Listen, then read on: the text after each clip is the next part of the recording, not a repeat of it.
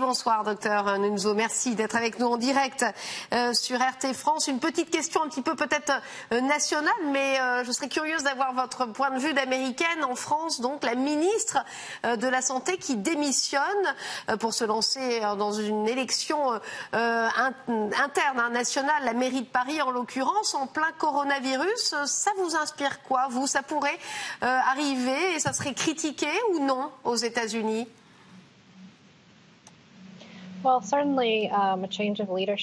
Un changement de direction en période de crise, ce n'est pas idéal. Et j'espère qu'il y a des fonctionnaires qui sont présents pour continuer ce travail.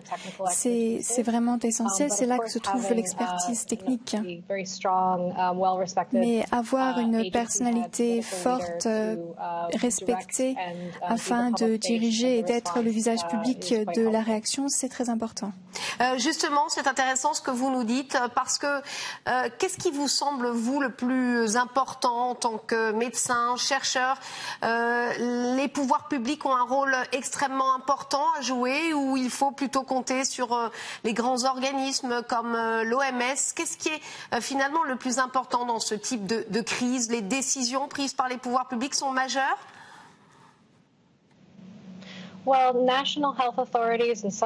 Les autorités nationales et sous-nationales sont essentielles. C'est elles qui vont assurer le travail au niveau des communautés.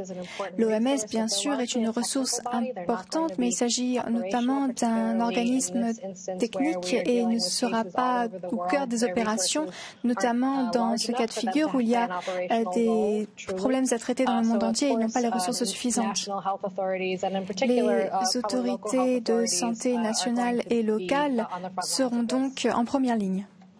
Alors venons-en aux chiffres, au moins 70 500 cas en Chine, un peu plus de 1700 décès, environ 800 autres cas signalés dans d'autres pays. Quel est votre regard de spécialiste, de médecin sur ces chiffres ? Lorsqu'il y a des dizaines de milliers de cas rapportés chaque jour, lorsque je vois que dans de nombreux pays, les cas ne sont pas reliés à des voyages en Chine et qu'on trouve des cas au sein de la communauté, cela montre que la propagation du virus est très rapide et très discrète. Donc, il est très difficile d'essayer de répondre, de réagir en renforçant les frontières nationales, en essayant d'éviter l'importation du virus dans les pays. Aujourd'hui, nous devons présumer que tous les pays peuvent être contaminés et nous devons donc mettre en place des mesures afin d'atténuer l'impact du virus, c'est-à-dire essayer de protéger les individus qui seraient les plus susceptibles à des maladies telles que les personnes âgées ou les personnes qui ont des comorbidités. Il faut s'assurer que les lits d'hôpitaux soient réservés aux personnes qui en auront vraiment besoin et qu'il ne s'agisse pas simplement d'isoler des personnes qui ont des cas bénins. La majorité des cas à ce jour étaient assez bénins et il faut donc nous concentrer nos ressources limitées sur les personnes qui risquent le plus suite à ce virus. Justement, on a beaucoup parlé de ce paquebot. Vos ressortissants américains, les croisiéristes, sont finalement rentrés, heureusement pour eux. 14 cas positifs. Ils sont d'ailleurs été placés en quarantaine. Quelle est votre réaction? C'était la bonne décision à prendre? J'ai exprimé mes critiques vis-à-vis de cette approche. Je ne pense pas que cela permettra d'empêcher l'introduction du virus. Et ce genre d'opération laisse penser qu'on pourrait échapper au virus, mais c'est impossible. Et je pense que cela détourne les ressources publiques du travail important qui doit être mis en œuvre dans les communautés pour mitiger, atténuer l'impact du virus. Ce sont les mêmes personnes qui essayent de soutenir ces personnes en quarantaine devraient travailler avec les hôpitaux, avec les communautés pour se préparer à la propagation du virus. Donc je suis assez inquiète que nous concentrons nos ressources au mauvais endroit. Vous dites qu'elles devraient se préparer à lutter contre la propagation du virus. Est-ce qu'on doit y voir un signe d'inquiétude de votre part? Vous craignez justement une plus grande propagation propagation du virus les prochaines semaines? Je le pense. Cela ressemble beaucoup à ce que nous avons vu en 2009 avec la grippe A.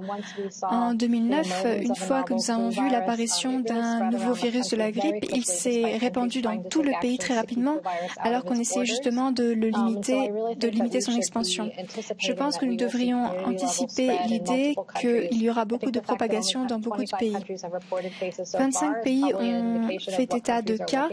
Et donc, ce sont les pays en fait qui recherchent le virus. Donc, il faut que nous étendions notre surveillance aux endroits où se trouve véritablement le virus et nous concentrer sur les communautés afin de réduire l'impact du virus et non pas essayer simplement de l'empêcher de rentrer dans les pays au niveau des frontières nationales, car nous ne savons pas où est le virus en ce moment dans le monde.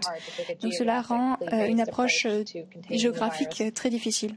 Justement, il y a des agences de tourisme qui pointent la baisse de tourisme en Asie ces prochains temps. Est-ce que vous approuvez? Est-ce qu'il est nécessaire justement pour les touristes aujourd'hui d'éviter la zone asiatique, selon vous?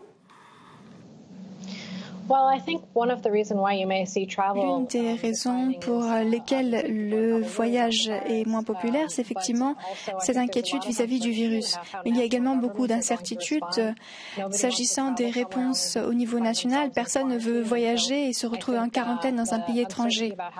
Donc l'incertitude vis-à-vis des réactions nationales ont aussi un impact sur le tourisme.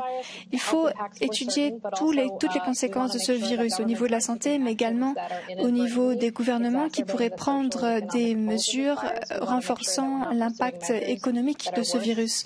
Nous ne voulons pas adopter des mesures qui sont pires pour les pays que le virus lui-même. Donc nous devons tout examiner. Aujourd'hui, certains observateurs disent qu'on en fait peut-être un peu trop, que la grippe finalement tue beaucoup plus de personnes. Est-ce que vous partagez tout de même cette analyse? Est-ce qu'il faut à ce point s'inquiéter?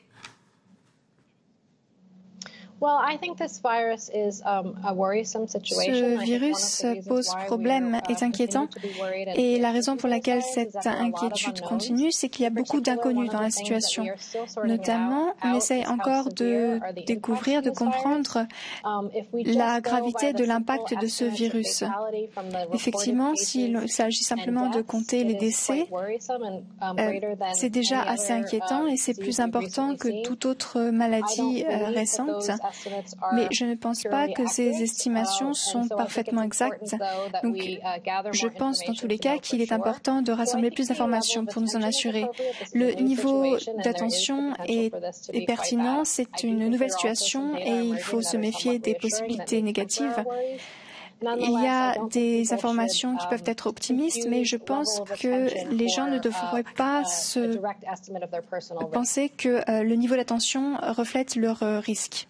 Rapidement, parce que nous arrivons malheureusement à la fin de cette interview, le vaccin, vous l'espérez pour quand?